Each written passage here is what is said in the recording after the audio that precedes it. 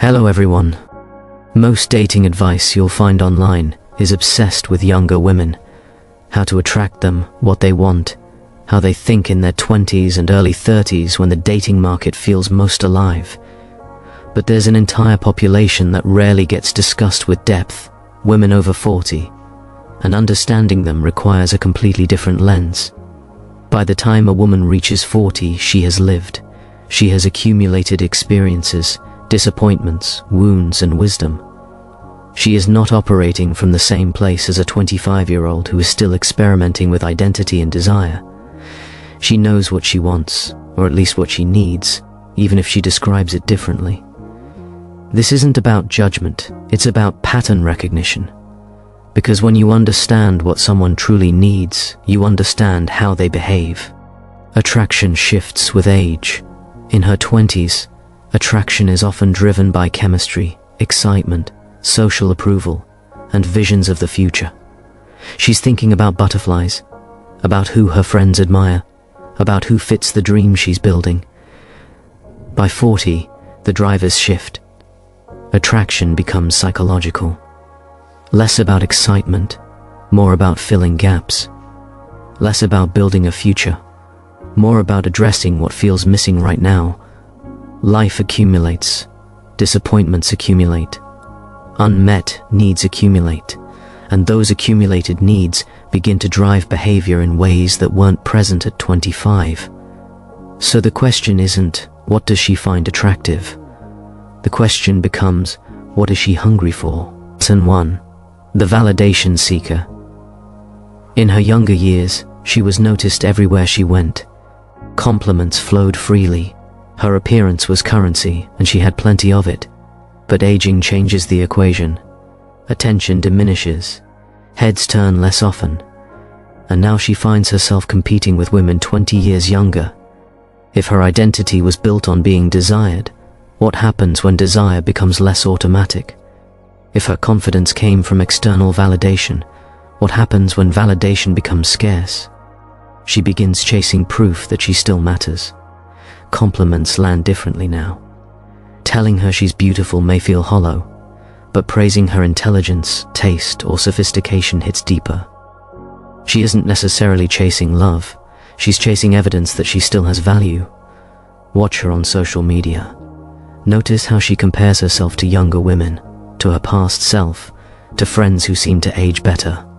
Nostalgia becomes her coping mechanism. Old photos, stories of how things used to be. These are her way of staying connected to a version of herself that felt more powerful. Pattern 2. The wounded attacher. This woman has been betrayed, abandoned, or disappointed repeatedly. Maybe a husband left her for someone younger. Maybe a partner cheated. Maybe relationships that started with promise ended painfully. What she's chasing isn't excitement, it's safety.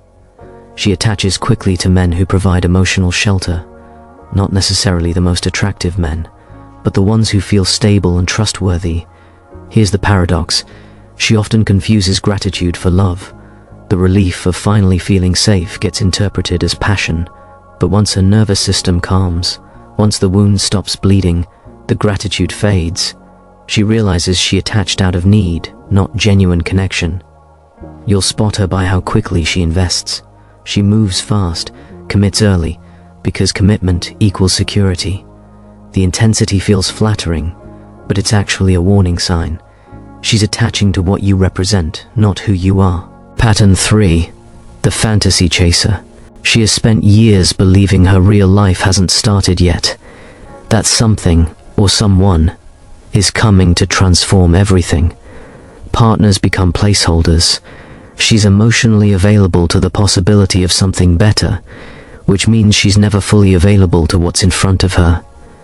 She craves transformation, not gradual improvement. The trip that will change her perspective.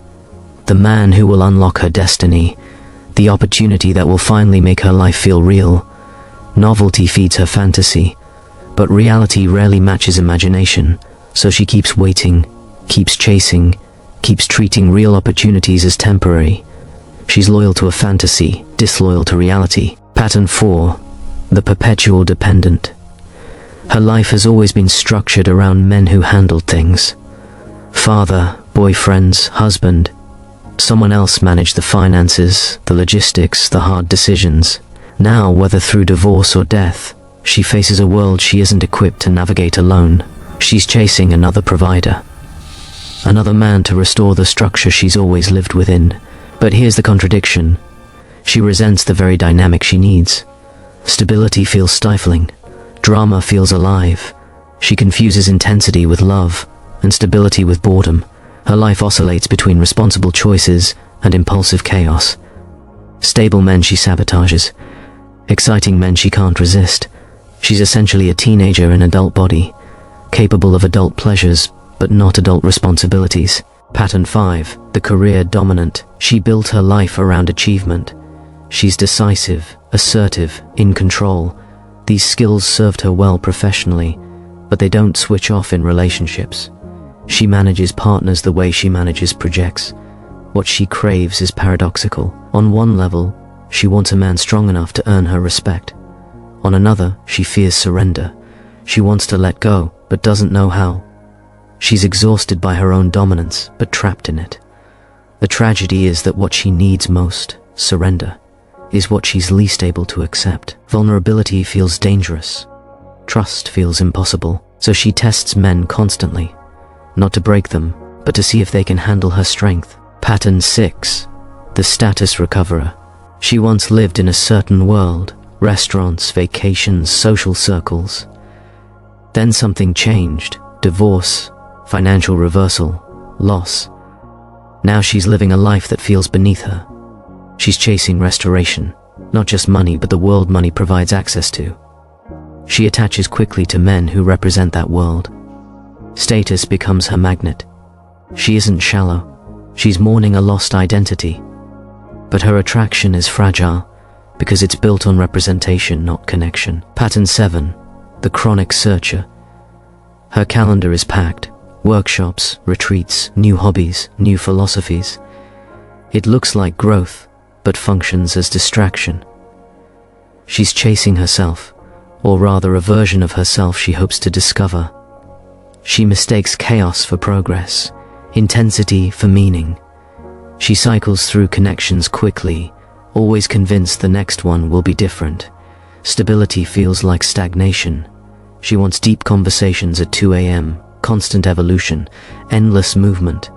But her evolution has no destination. Pattern 8. The armored caretaker. She's been disappointed enough times that she stopped expecting anything from men.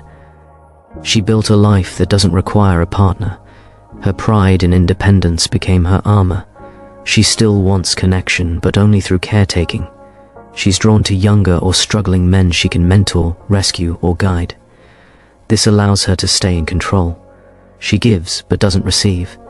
She substitutes caretaking for vulnerability. Strong, capable men make her uncomfortable because they threaten her fortress. Broken men feel safe because they can't challenge her control. Every pattern is built on lack.